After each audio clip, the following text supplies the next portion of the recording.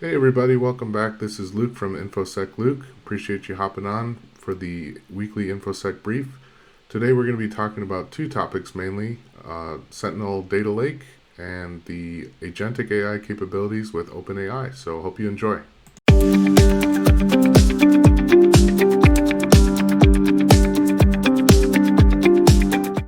So a couple terms that might be helpful to define before we dive into this article are what a data lake is and also what a SIEM is, an SIEM. So the first one, a data lake, you can see here on chat, is a centralized repository that allows you to store all your structured and unstructured data at any scale.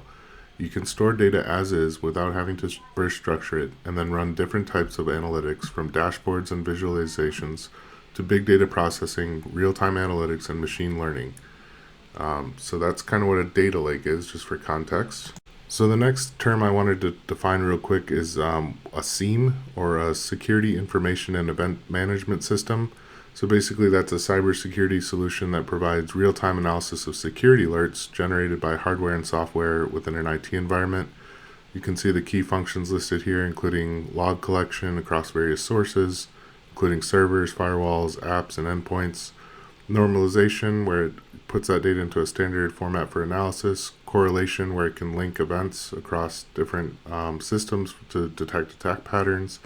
Alerting, dashboards, threat detection, where it identifies suspicious activity like brute force attempts, lateral movement, or data exfiltration. Compliance reporting, and forensics and investigation.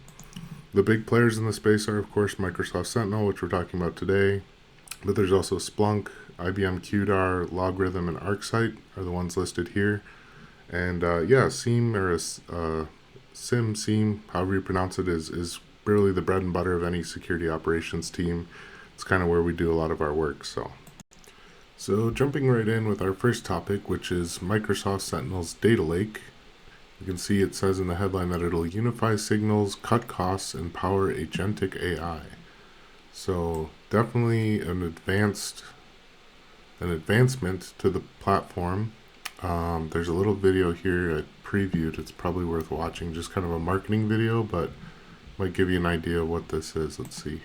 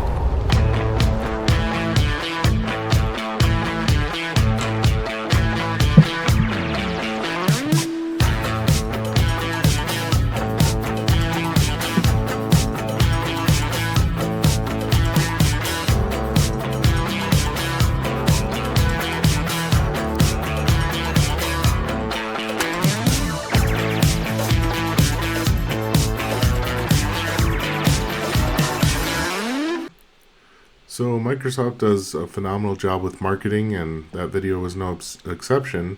But I think the hype here is real. The idea is that they're gonna have a data lake underlying the Sentinel data. It's supposed to break down some of the data silos that exist currently.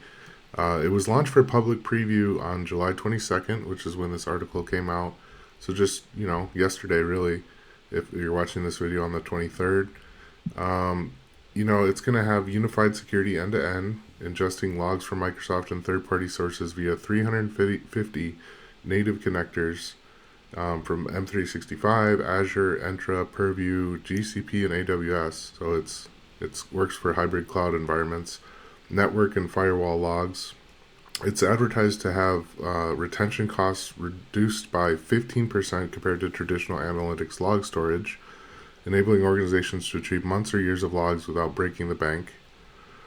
Its centralized data is supposed to help with agentic AI, which is a topic we can talk about later in the video, but It includes Microsoft Security Copilot and future AI agents to detect stealthy threats, correlate timelines, and respond autonomously.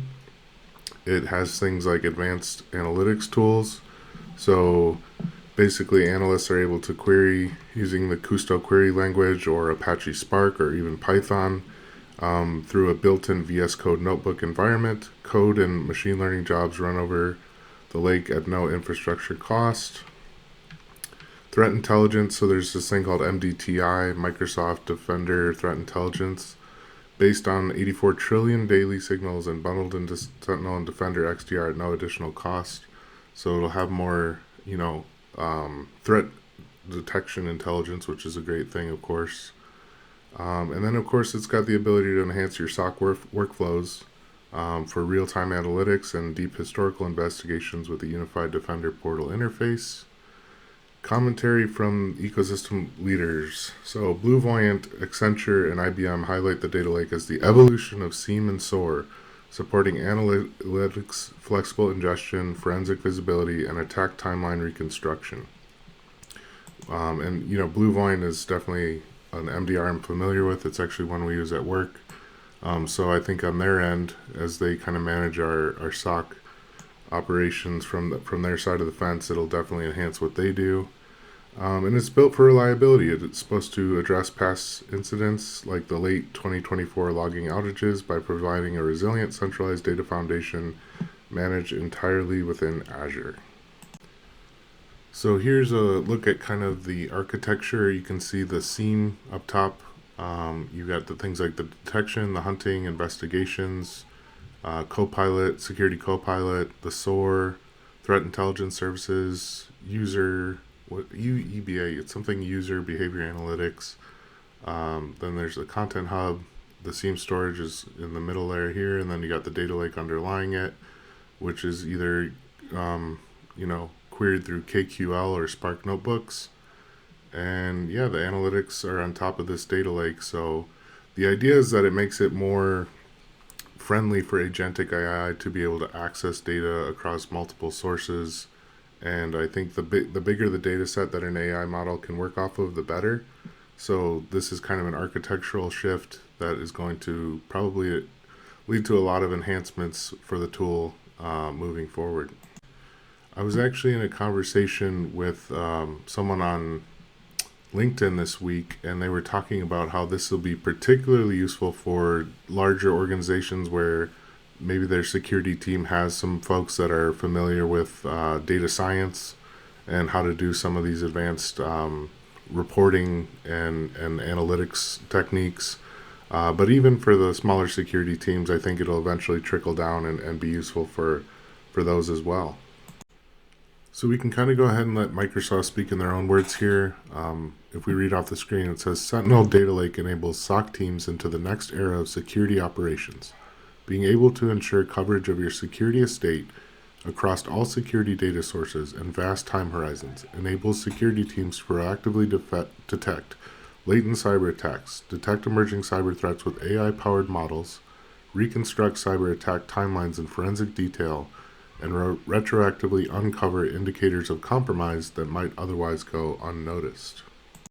So I'm curious to know in the comments if anybody has any thoughts on this, how this might propel the platform forward. If you're already using Sentinel or another SIEM, is this kind of strategy going to be commonplace for more of a data lake approach underlying your SIEM data? And is that going to kind of provide more rich context for you as you do your SOC analyst work? So for our second and final story of this week's brief, we're going to be looking at Sam Altman's announcement of Agentic AI from OpenAI. And I think before we do that, it's good to, again, define some terms. So I asked chat, what is the difference between an agent and Agentic AI? It says the terms agent and Agentic AI are closely related but carry different emphases depending on context. Here are the key distinctions. So with an agent, it refers broadly to an entity that perceives its environment through sensors and acts upon that environment through actuators. So examples are software agents, such as a script that responds to events, AI agents like chatbots, gamebots, or robotic controllers. They can be simple or complex, reactive or deliberate. they don't have long-term goals, memory, or autonomy beyond the immediate task. And by comparison, Agentic AI, or Agentic Artificial Intelligence, is an AI system that not only acts, but forms goals, makes decisions over time, adapts, and exhibits sustained autonomy. So it's goal-oriented across multiple steps or tasks. It is able to do planning, it has memory, learning, and self-directed action, operates with a sense of urgency, and often uses tools, APIs, or invokes sub-processes independently. And of course, this is going to be the topic of the release that we're going to look at next from OpenAI with Sam Altman. So here I'm at their YouTube video, OpenAI's channel with 1.62 million subscribers. They released this 6 days ago. It already has 1.2 million views. I'm going to try to skip around just so I don't get a copyright strike, but I wanted to kind of show you some of the key parts of the video here.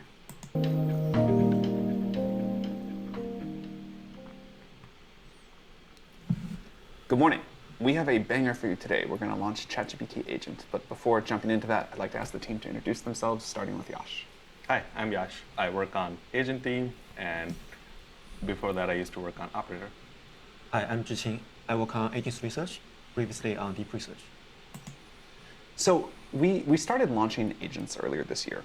We launched deep research, we launched Operator, and people were very excited about this. People could see that now AI was going off to do complex tasks for them. But it became clear to us that what people really wanted was for us to bring those capabilities and more together. People wanted a unified agent that could go off, use its own computer, and do real complex tasks for them, that could seamlessly transition from thinking about something to taking actions, to using lots of tools, using the terminal, clicking around the web, even producing things like spreadsheets and slides and much more.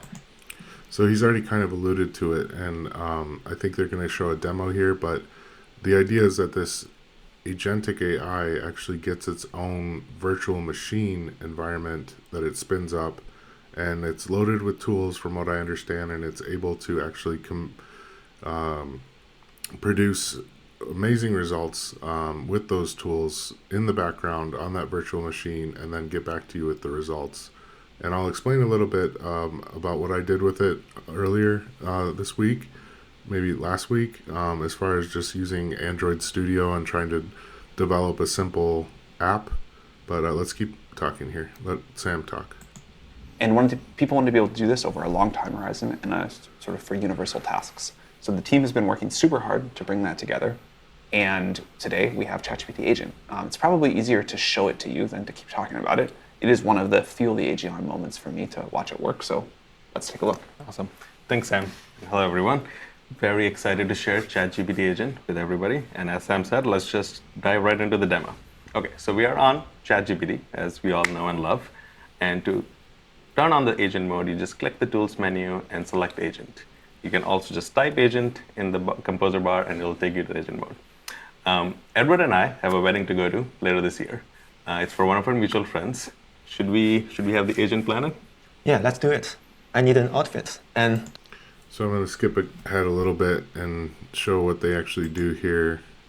They write a good prompt for it where they're planning for a wedding and they're asking it to find their outfits and book hotels and so forth.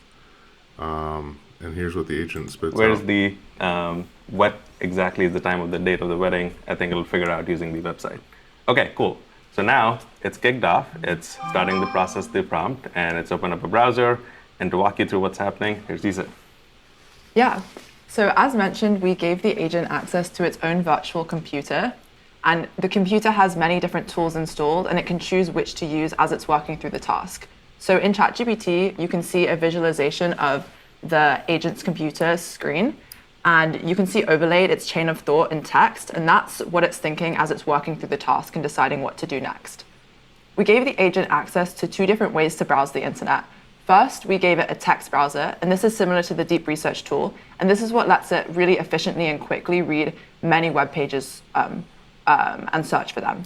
And we also gave it access to a visual browser, and this is similar to the operator tool, and this is what lets it actually interact with the UI of a web page. So it can drag things, it can use the cursor to click around, it can open UI components, it can fill out forms, and So that's just phenomenal. It's actually using the UI of a web page and is able to navigate with a browser on its own and click through and do things that you want it to do. So just mind blowing, really.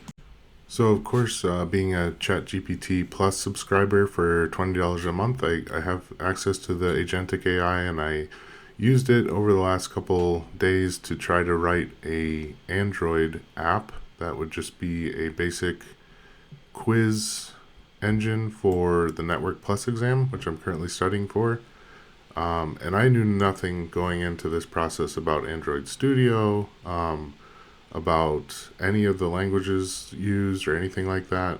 And you can see that it built out an entire program structure for me, including things like the home screen, importing all the correct modules.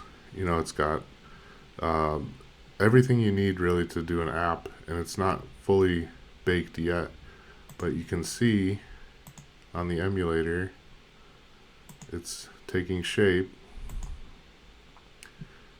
And this is actually just phenomenal to me that someone with no coding experience can get in a tool like this, and with the use of Agentic AI, basically have it write the software for you. Of course, you got to kind of feed it inputs when you get an error message or anything like that, but it just makes programming pretty much available to anyone who's willing to take the time to try to work with the tool to develop something. So very, very cool from OpenAI there. So I think that'll do it for me tonight. I wanted to cover some more topics, but the one with Sentinel got a little long-winded, and then I definitely wanted to highlight the developments from OpenAI as far as Agentic AI. I'm sure the other big AI vendors, Gemini, X, even Copilot, they're all into the Agentic AI space now, so it's kind of the next leap forward. But anyway, this is InfoSec Luke. I hope this video was enjoyable for you, and if you reached the end, thank you so much for watching all the way to the end. If you could just remember to like, comment, and subscribe, or any of those really, it really does help the channel as it gets off the ground. So this is InfoSec Luke, and I'm signing out. Thanks.